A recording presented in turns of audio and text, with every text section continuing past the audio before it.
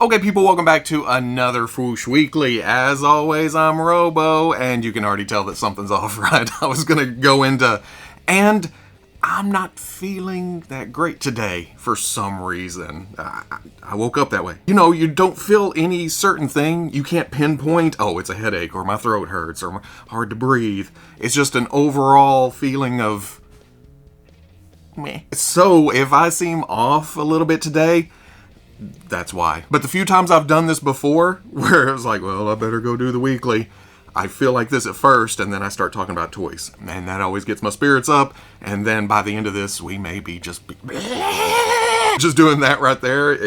Flush. I feel hot. Not that kind of hot. Just, toy news don't stop, so Robo don't stop. Unless he feels really, really bad. Then Robo goes back to bed. It's like, we'll do the weekly on Sunday or next week or something. Yep. 2 weeks ago, Bandai announced that they were bringing us their very own S.H. Figuarts Raiders of the Lost Ark Indiana Jones. At the time, there was a couple of pretty promotional pictures giving us a general idea of what to expect. But now that the full solicitation is up, there's some extra things. First though, this looks even better than I thought it would. I think last week or 2 weeks ago I said something like, it's a great likeness, but it has that SHF smoothness to the clothing. They've been doing it here and there, a lot with Marvel, where it's almost it's not an animated type feel or cartoony. It just doesn't look as realistic as you think it could look, if that makes any sense. And the new pictures don't really do anything to change that, but ooh, some great accessories always sweetens the pot. All the props you could ask for from Raiders, like the golden idol, a bag of sand with a few too many extra grains, the staff of Ra headpiece, a satchel, and even a pistol. And of course the whip, but what they don't point out is that there's an extra coiled whip that you can clip to the hip. A hip-clipped whip. That's that kind of content you come here for. Swappable arms for a jacketless look adds a whole other display option, even though it's not my perfect mind's eye version of indie. It's still nice to have that option. But the feature that tempts me the most and confuses me all at the same time is the faces, or heads, or whatever the hell is going on here. I already talked about the nice likeness on the one we had already seen. It's true for the other two faces too. There's neutral, there's tense, and then the best is the big old smile face. Seriously, when I saw that, my own face lit up just as bright. Just like, oh, you know, that's cool. But again, confusing. Bandai lists 2 replacement faces, and at this point we know that they're talking about the main face and then 2 replacements, so 3 in all. Plus that's what the pictures tell us. There's 3 different faces. I know I'm stating the obvious here, but then they say something about replacement head for hat on and off options, which means there's a separate hat too, because the hat by itself is not going over the hairstyle that is shown when he's not wearing the hat. It's got the psh, and you try to put it on there, and the flat spot, it's plastic. It doesn't get out of the way. I can only guess that the ears are part of each faceplate, because I'm not seeing any seam lines, or maybe it's magic. Am I overthinking this? Should I just take this at face value? Oh, there you go. But this also proves how flip-floppy I am, because the initial pictures had me all, yeah, that looks good, but I'm pretty happy with Hasbro's Adventure series. Now that they show more pictures and more options, best Indiana Jones ever! I'm easily swayed by shiny extras. How can you look at this picture and not go, whoa? Well, okay, there is a case of Figuarts crotch going on, but for the most part, there's a whole lot of whoa. MSRP of about $70, release scheduled for October. I think that's what it said. Yep, that's what it said. Getting to the exclusive segment of today's weekly, Big Bad Toy Store announced that they will have their very own LooseCollector / executive replicas Vampirella in black costume. Is this technically a costume, or is it more something you're supposed to wear under a costume? Either way, I'm not a big expert on the character, so I don't know if this is accurate to any appearance or comic or something. I just know that while Vampirella looks awesome in red, she also looks pretty good in black. But that and the blood effects seem to be the only differences from the regular release, which is shipping right now. So if this is your kind of thing, Link is in the description. Now, let's see how long YouTube allows me to keep her in the thumbnail for this video, because I've been pinged on that before with a different Vampirella. It was like, you can't show that much skin. And I'm like, it's an action figure. Get over it. And they still said, take that down or face the consequences. So I took it down and put her behind a gravestone. The internet's silly. Keeping with BBTS, McFarlane Toys revealed their Big Bad Toy Store exclusive DC Multiverse Gold Label Superman Black and White Accent Edition. That's a little shorter than usual, but come on. Flip side, everything you could possibly want to know is right there in the title. Is it DC? Yes, it is. Is it Multiverse? Yup. Superman? You betcha. Could it possibly be black and white with some accent colors? Wait, can it be black and white while having red accents? Now I know they are screwing with me. That's not all for DC Multiverse though. How about a couple of Dark Knight Jokers? The first is cool. Mostly new sculpt except for the unmasked Joker head. I think that is rehash from the first Dark Knight Joker. But then there's also an alternate masked head you can swap on there for full-on newness. There's your bank robber Joker. For full-on reuse, look no further than the gold label Sonar Vision Joker. What the fuck? Gold label Sonar Vision Joker. Sonar, did I say that weird? Sonar Vision Joker. I've said it too many times now. Sonar just sounds weird in my head. Sonar. This is all the first Dark Knight Joker, just in bluish, purplish, translucent plastic with a white overspray. It's silly, it's dumb, it is completely unnecessary. And for some reason I like it. Don't judge me. We all have our little quirks. We all have our personal preferences. We all have our little things that stand out to us whenever we see something that we didn't even know. One, I don't have a figure like this of the Joker in my collection, so that's kind of neat. And two, who doesn't love a little translucent plastic? A little ghostly, and there is that too. I can take this, put it on any shelf, and it's the Joker haunting. It's weird, it's wacky, and if you hate this kind of thing, easily ignorable. It's gold label. It's not necessary. You don't have to buy everything. This is here for people who can't help themselves when they see something they like, and they just pre-order it, and they receive it, and they look at it, hug it, call it George. Case in point, watch. You've already forgotten about it, right? Because now you're looking at the McFarlane Toys DC Multiverse movie Blue Beetle, and this thing's pretty. Seems like this would have no problem hanging out either on your movie shelf or on your comic shelf. Although I want to see a full body shot. You know how McFarlane proportions can be sometimes, so there may be that, but this shot, in fact, I was scrolling and I thought it was a movie promo until I saw the logos on it.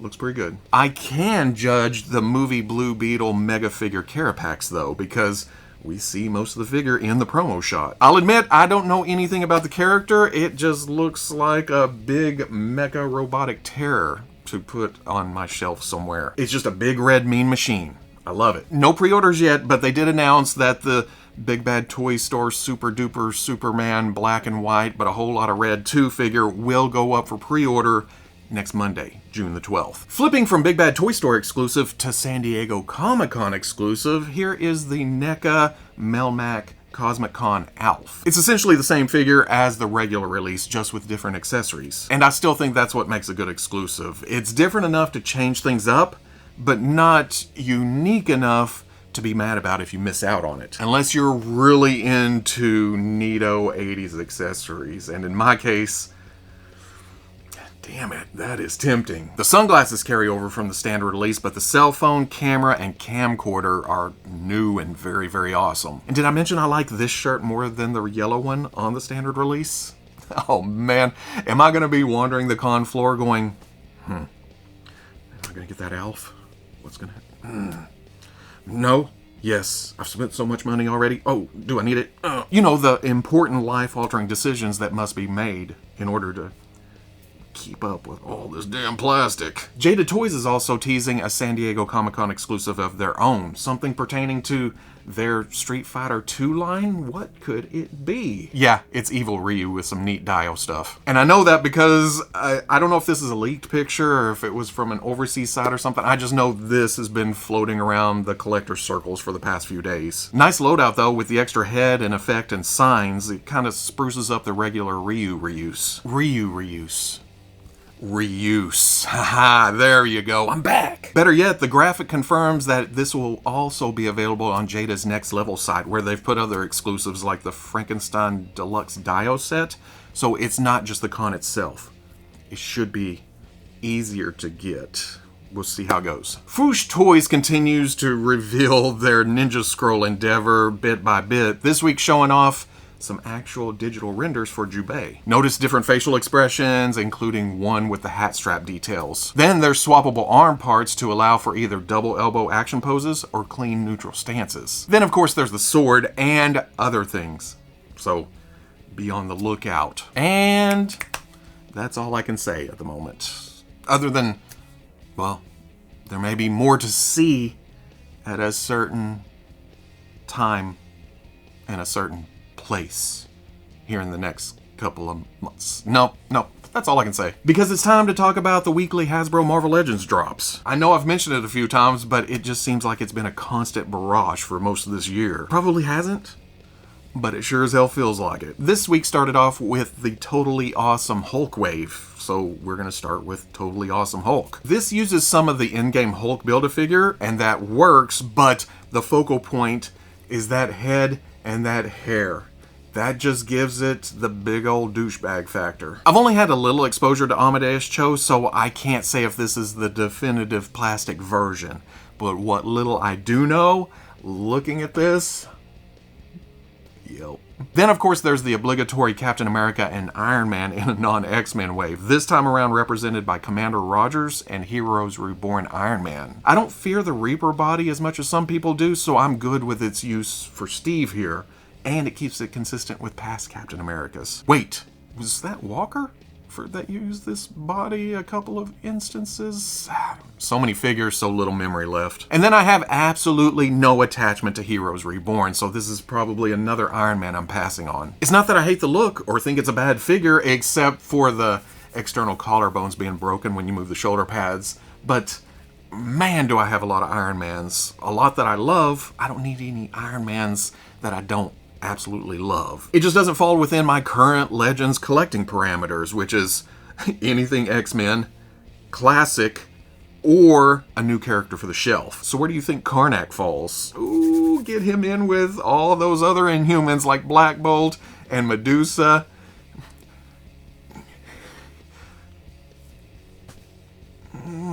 Oh, Mezco Lockjaw.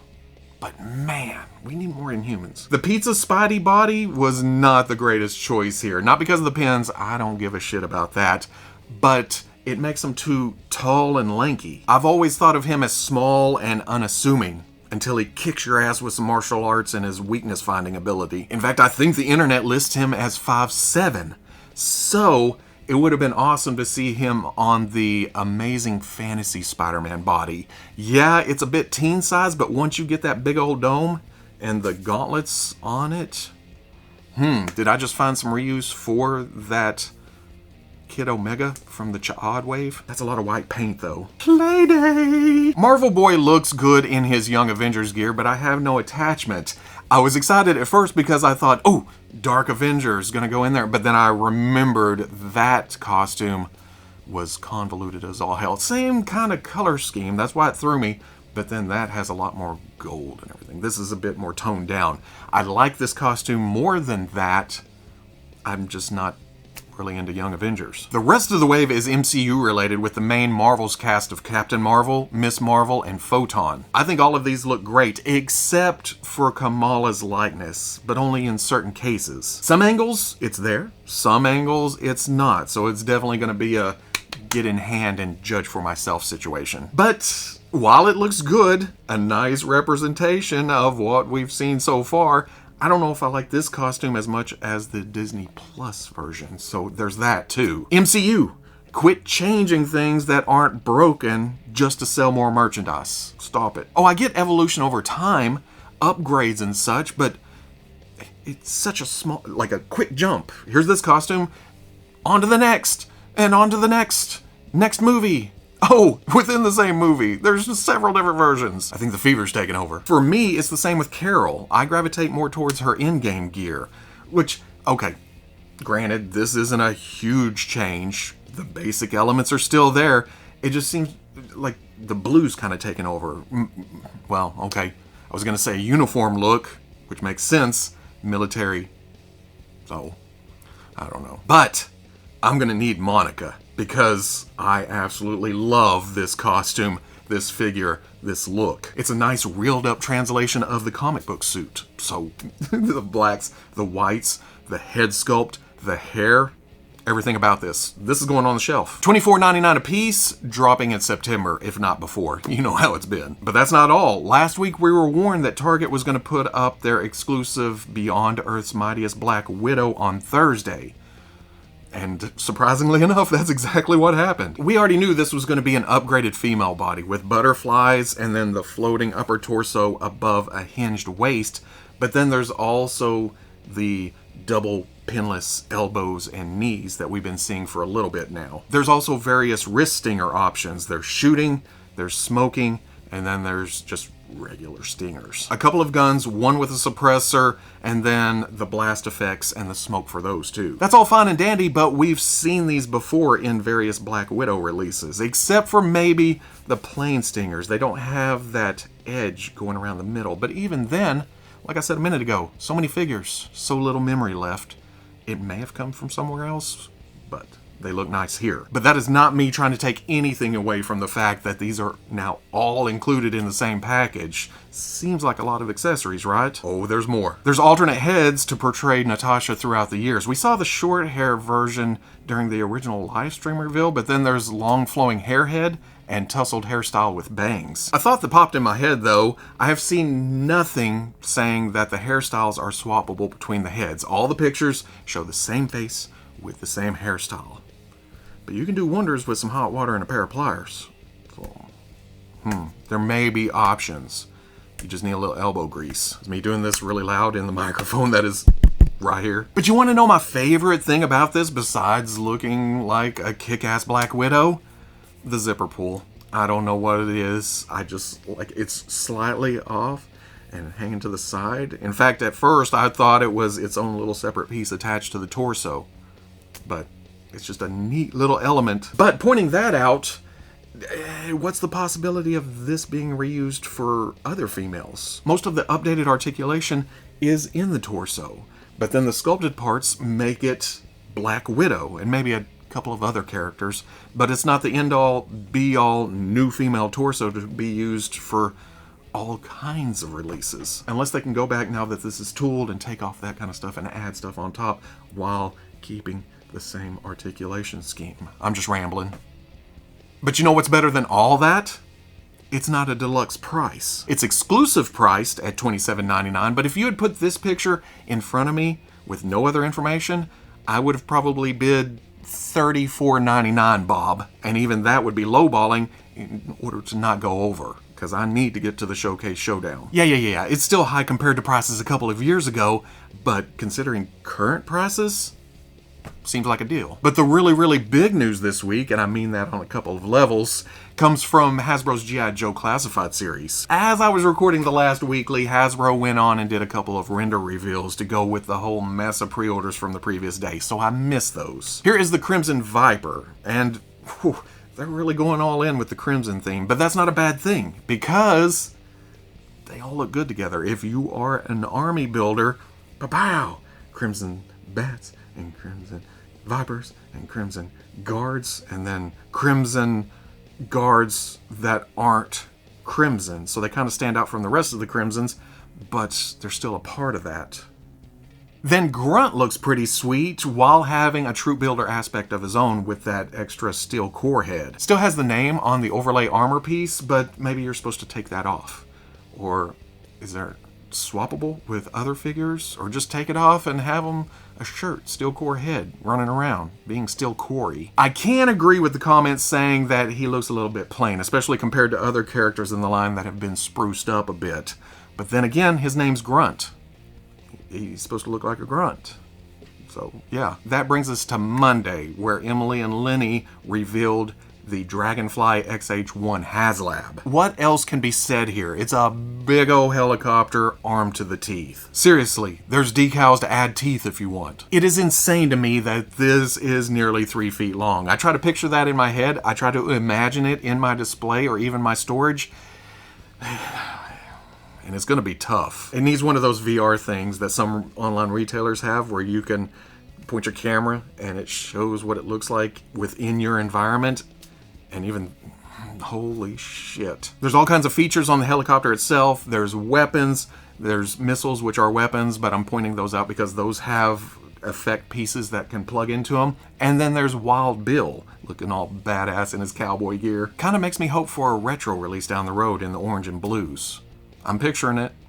You picturing it? Yeah. Pretty sweet. And that's all included in the base package, which seems pretty reasonable for the $275 price tag.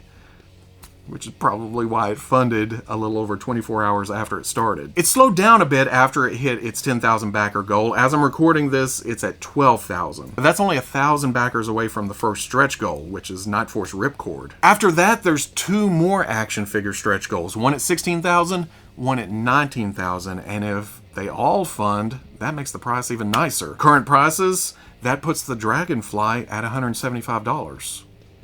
Not too shabby. And I don't think there's going to be any trouble unlocking everything, but I'm not making any predictions because if I've learned anything over the past few years, there's no guarantees. I do not do any prognosticating. I just go with the flow. So we will see what happens over the next 38, 39 days, however the math works out. And that's all I got for this week. A little leaner than we've been seeing the past few weeks, but again, con season's coming around. It's about to just...